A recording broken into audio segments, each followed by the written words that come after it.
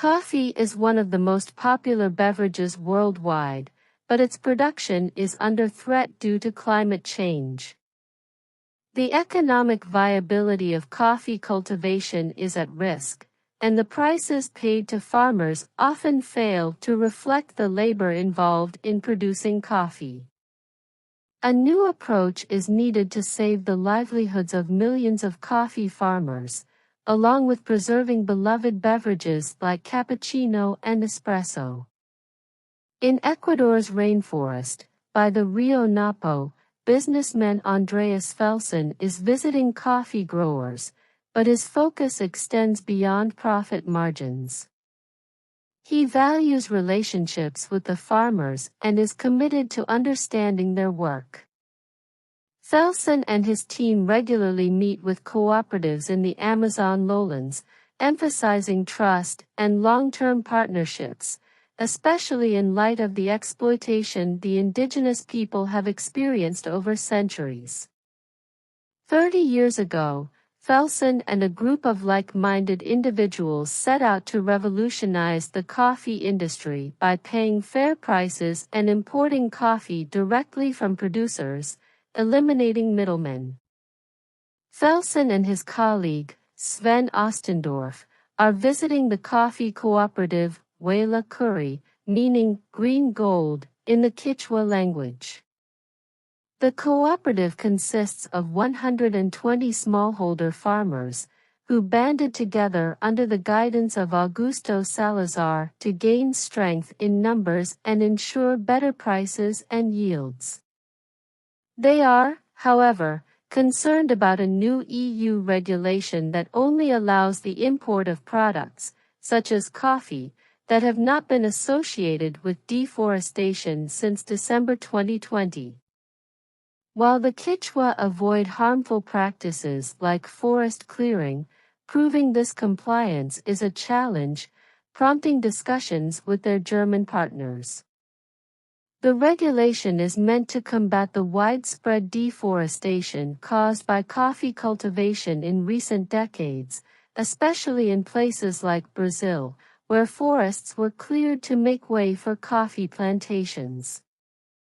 Large-scale monocultures have made coffee cultivation more efficient but at a significant environmental cost, requiring massive amounts of water and fertilizers and contributing to CO2 emissions.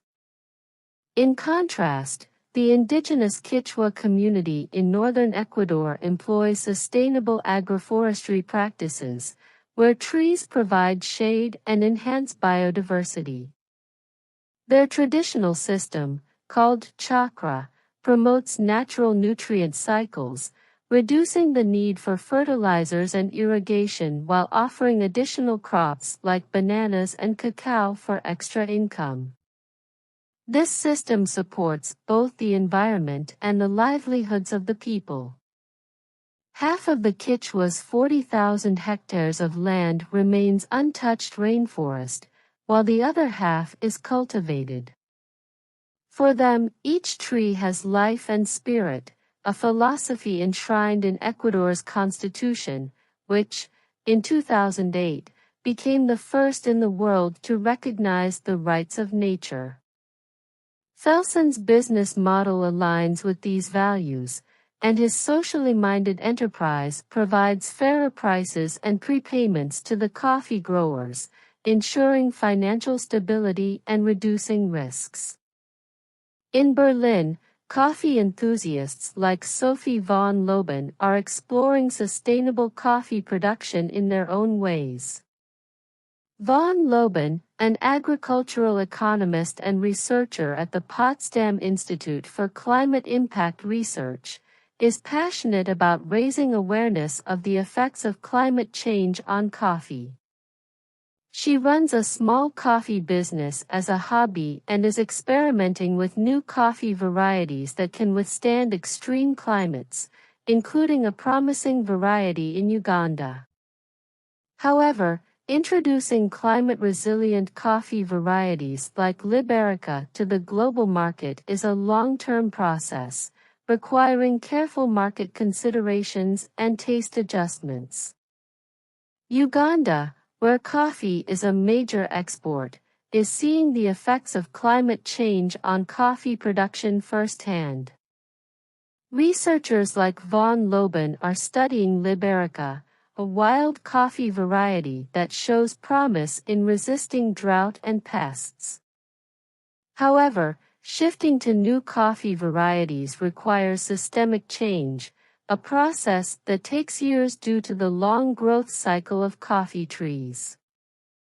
Despite the challenges, there is hope that Liberica and other resilient varieties could help ensure a sustainable future for coffee. In South America, coffee growers in Ecuador are already adopting innovative methods, such as using drying beds to improve the quality and shelf life of their coffee. Felson's business model, which involves paying higher prices for higher quality coffee and offering financial support to farmers, has helped increase the incomes of coffee growers. This model, rooted in fairness and transparency, challenges the conventional exploitative practices in the coffee industry, where only a small fraction of the profits typically stay in the producing country. Germany, the world's second-largest importer of coffee, remains a significant hub for coffee trade, and businesses like Felson's Quixote Coffee are working to change the industry's narrative. While global market prices for coffee fluctuate, and many farmers struggle to make a living, Felson's direct trade approach and commitment to fairness offer a more sustainable and ethical way forward. The future of coffee depends on resilience, sustainability, and fairer trade conditions. From Ecuador to Uganda, individuals like Andreas Felson and Sophie von Loben are driving change, ensuring that coffee production can endure despite the challenges posed by climate change.